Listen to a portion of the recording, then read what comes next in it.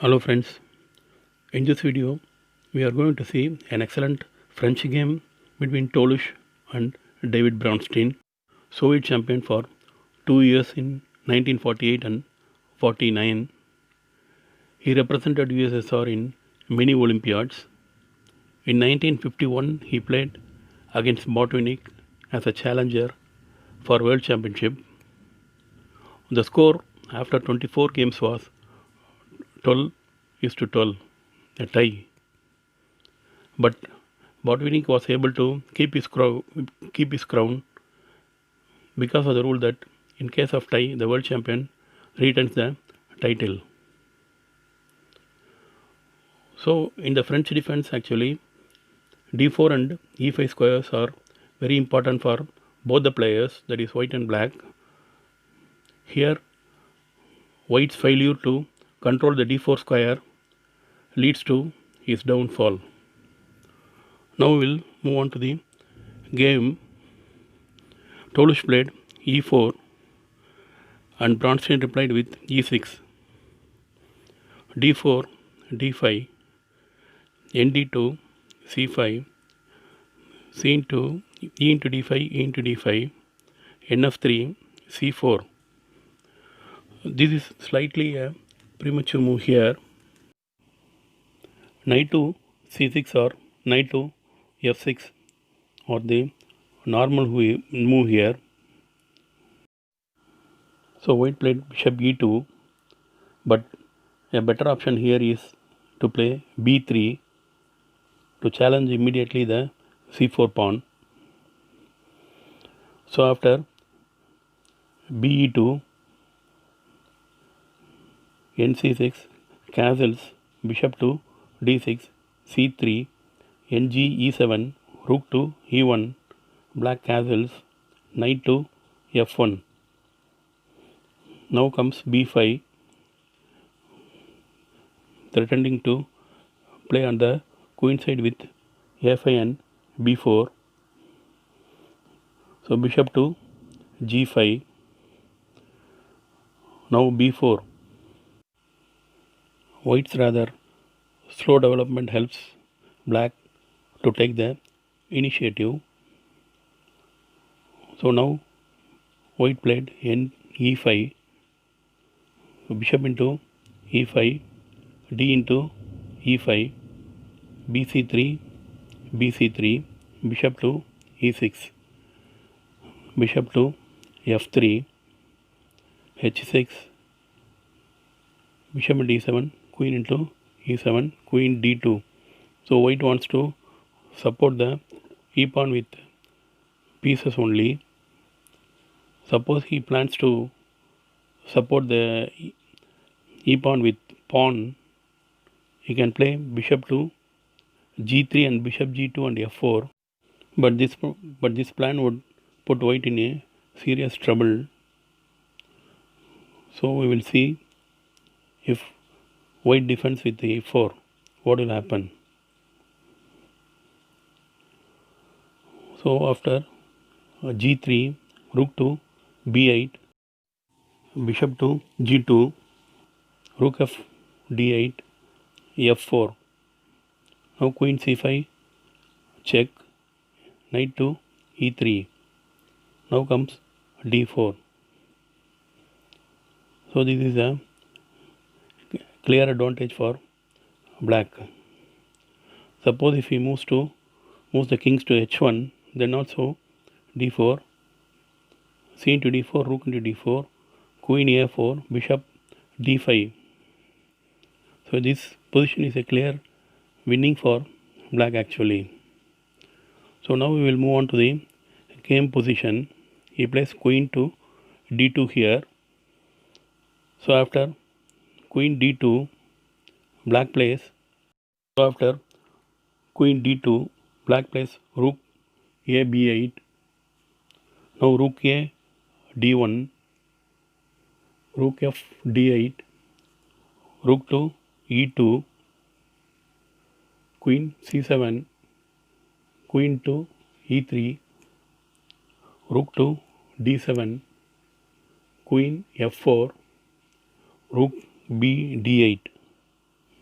Now black is ready to open the D line as his pieces are well placed. So white played here G3, black played D4, giving them very important white bishop by bishop to C6. But C into D4 also loses.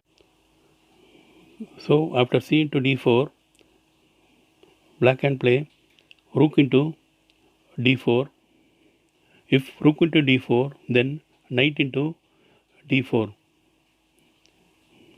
So now if rook E4 attacking the knight, he can play simply C3.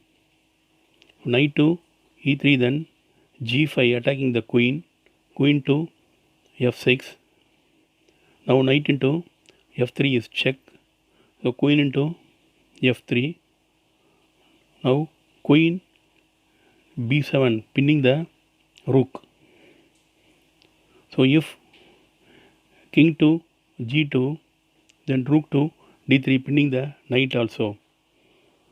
So this is clearly a winning position for black. Here if white plays queen to G2 also, easy win for black after queen B1, NF1 and C2. So now we will move on to the game position. So after D4, white played bishop into C6. Bronstein played an intermediate move here, D3. So white played rook B2. Now queen into C6. Now black is threatening bishop H3 and queen G2 mate. So white played F3. After F3, Bronstein played very powerfully to make further weakness in white's camp. Now he plays queen C5 check, queen to E3, queen A5 attacking the C3 pawn, rook to C1. Now comes rook D5 attacking the E5 pawn. So forcing F4 further weaknesses on the long diagonal A8 to H1. So white played F4 here. Black played a fine pawn sacrifice D2. So rook into D2 was played by white. Even rook D1 cannot save white actually.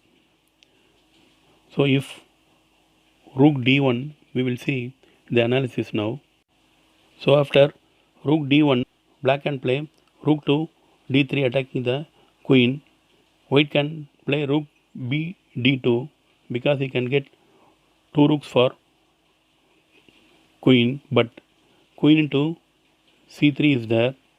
If rook into D3, then again rook into D3, rook into D3, C into D3. Now if queen to A7, queen C6, threatening bishop H3, is clearly winning for black. So now we will move on to the position. So after D2, white played rook into D2 here, rook into D2, knight into D2. Now comes rook D3 attacking the queen. So queen to F2, black plays queen D5 attacking the knight again, rook to C2. Now if white opts to play here Nf1, then black can shift the bishop to A8 to H1 diagonal to force an easy win. Now we will see the analysis of knight to F1 instead of rook C2.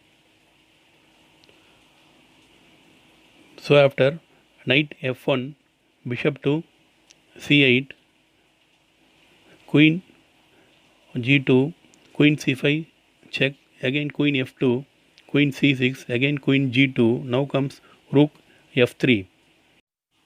If white plays rook to d1, then queen to b6 check, rook to d4, bishop to g2, threatening a discovered attack. So queen to c2, now rook d3, attacking the rook on d4 which is pinned now, rook into d4, after king f2, rook into d4, c into d4, queen into d4, n e3, now comes c3. This is an easy winning game for black. In this position, if white plays after rook f3, if white plays knight to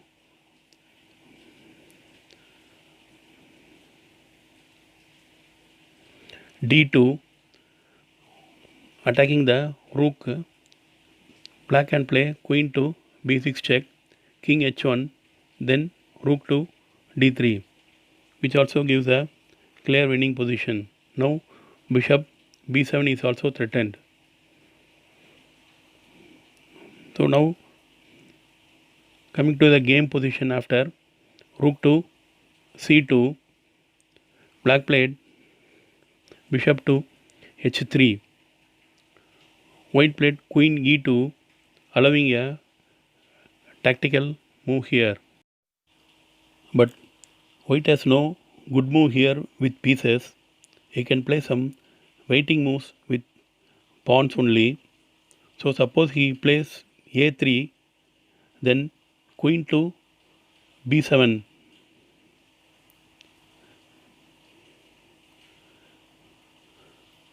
So queen to b7 is there. After queen to b7, if he plays again a4, then queen b1 check, a sham sacrifice, knight into queen.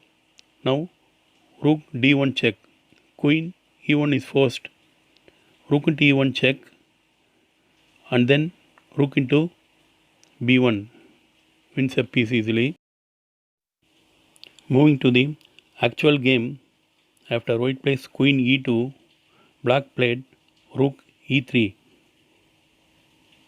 He cannot play queen into rook because of queen g2 mate. Here Tolush resigned. But after queen f2 also, he can play rook e1 check.